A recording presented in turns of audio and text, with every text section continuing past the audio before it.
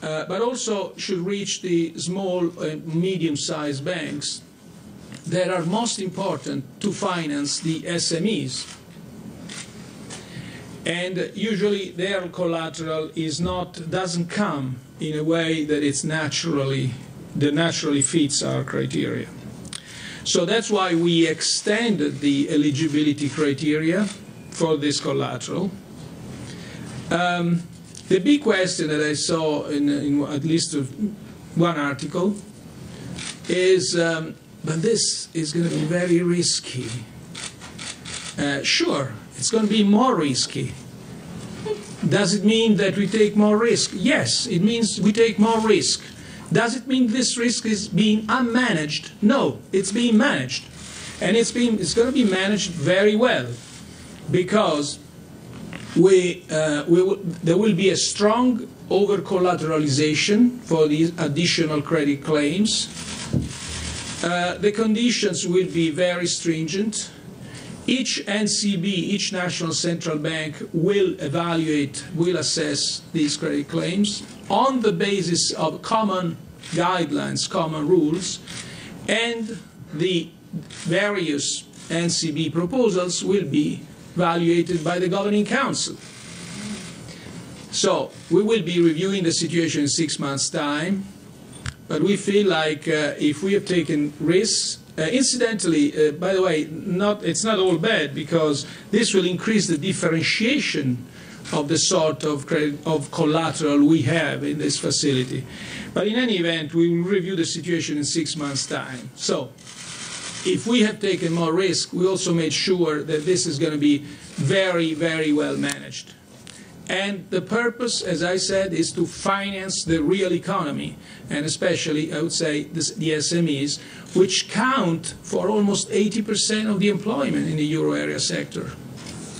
Okay, thank you. Block 2, first row, Silvia Vara, please. Silvia Vara from CNBC.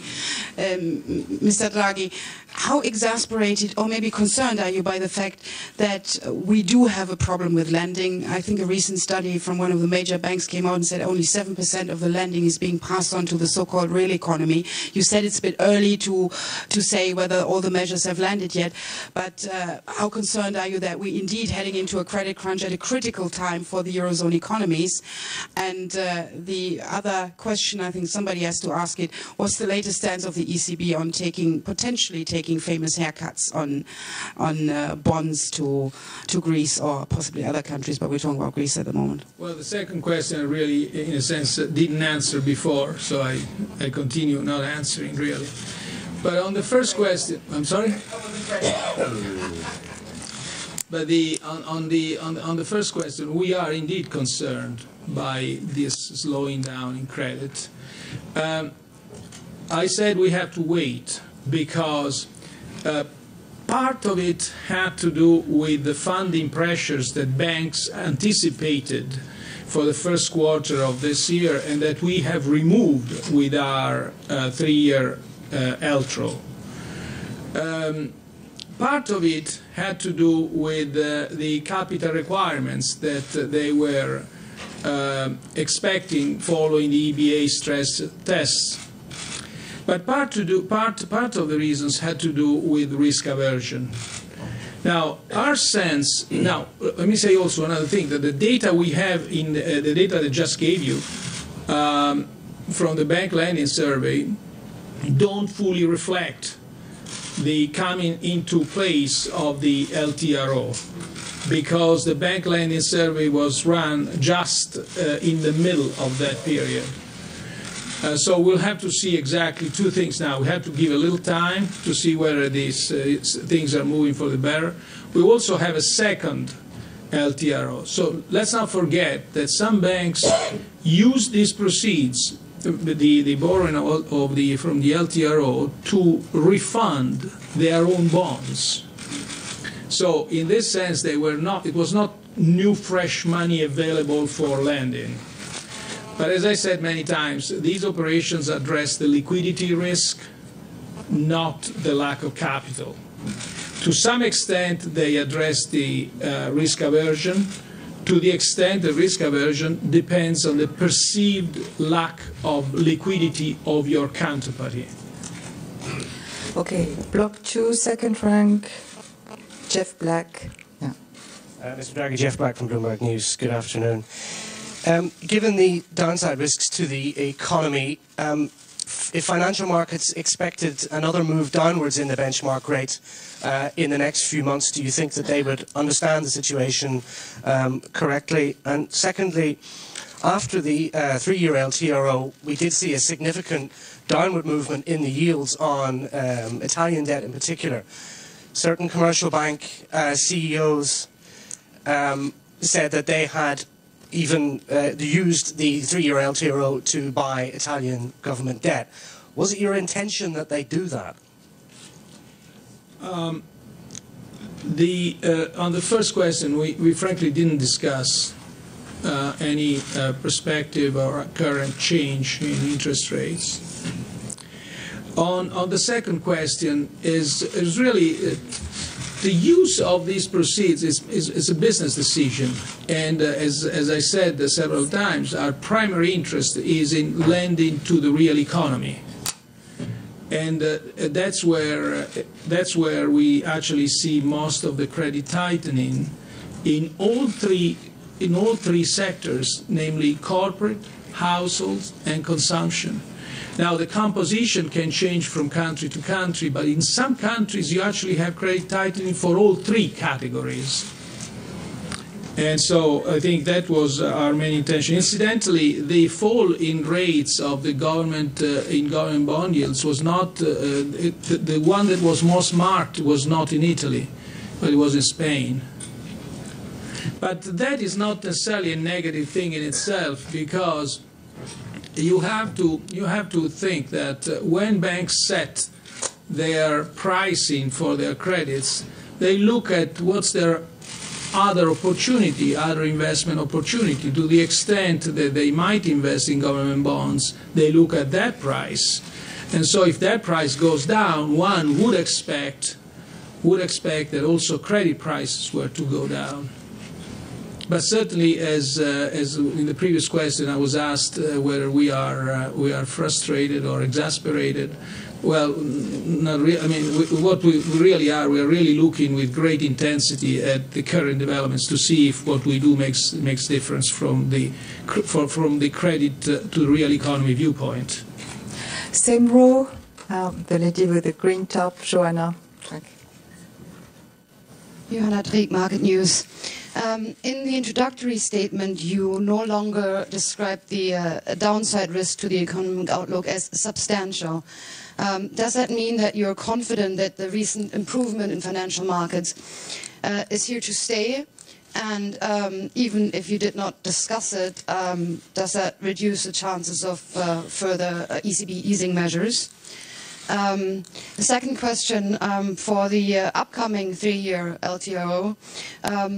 How large do you expect to be demand for that? And are reports of demand for up to $1 trillion exaggerated in your view? And maybe just a follow-up on a previous question on the collateral. You say you will manage the risk. What I wonder is, why don't you share the risk? Why will the Euro system not share the risk, but why does it have to stay with the national central banks? Thank you very much. Thank you. Well, I wouldn't say we are confident, but we certainly look, well, let me step back. We come from a very weak fourth quarter. But we've seen a stream of both survey and hard data that seem to point to a stabilization of economic activity at low level. In other words, last time we presented a baseline scenario, but the amount of evidence that this stabilization was on track was smaller than the amount of evidence that we have today. But as I never stop saying, uncertainty is high. Uncertainty relates to the global economy, uncertainty relating to sovereign tensions, uncertainty relating to what we just discussed, the credit markets and to global growth. So, now what about the level of the second LTRO? The specialists in this field, they say that it should be substantial and possibly around the level of the previous one. But frankly, I have no more information than this one I'm giving to you. On the collateral, yes, I had forgotten that on top of all the risk management measures, on top of all the strong which by and large, incidentally, by and large, once you apply this haircut, it reduces the amount by 2/3, almost 2/3, what is actually the acceptable collateral. But on top of this, we said, look, to assess the creditworthiness of a credit claim, it's essential that you know the economy where this credit claim had originated. In other words, the knowledge of the domestic economy is essential for understanding the creditworthiness of a bank credit claim. So the assessment part by the national central banks is very important, even though conducted on the basis of a common guideline. And therefore, we want to maintain and keep the risk of this assessment with national central banks so that they would bear the full potential, I hope not, but the full risk of their choices. So it's, in a sense, it's a further mitigating measure to the risk that we are taking over. How did your system rely on the judgment of its member central banks? Yeah. The Bank of Italy says, this is fine. Should the Bundesbank not be able to rely on that, but should also take on that risk? No, Bundesbank, the Bank of Italy would assess this, and then it would present the assessment to the Governing Council on the basis of a common guideline, on the basis of common haircuts. So there is a credit claim of about 9. You have an over-strong collateralization, which would yield around 3 probably, as acceptable collateral. Of these 3, you have to assess the risk according to a common guideline and present it to the Governing Council. Okay, the fourth row on the right-hand side, Brian Blackstone. Could you stand up, please? Yeah. Mr. Draghi, Brian Blackstone with the Wall Street Journal. You warned 2 months ago about legal tricks that circumvent the spirit of the treaty and that the ECB's credibility depends on the spirit of the treaty. All of this talk about what the ECB is going to do with its bond holdings gets to the point of getting money to Greece. There's a hole, a 15 billion euro or so hole in the funding, and the governments and the banks seem to want the ECB's money. Is it still your position that the ECB needs to avoid legal tricks? And are these options legal tricks? Thank you. Absolutely. That is still my position.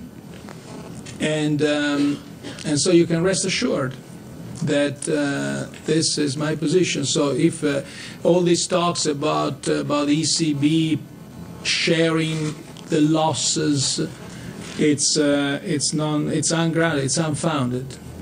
But I can't say what we can do for this until tonight, probably after the Eurogroup. We have to see this. Okay, thank you. The same row. Yes, please. Just let me add one thing, because perhaps I'm not being completely clear about that. The idea that the ECB could actually give money to the program would violate monetary financing, the prohibition of monetary financing.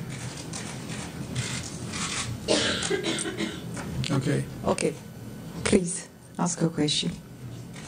Eva Kühnen from Reuters. Your predecessor, Mr. Draghi, Mr. Trichet, that was, always used to say that the bonds the ECB buys under the SMP program will be held to maturity. Is this something you can confirm, or is this something you will still do? And my second question would be, since the first LTRO was really successful, and it looks like the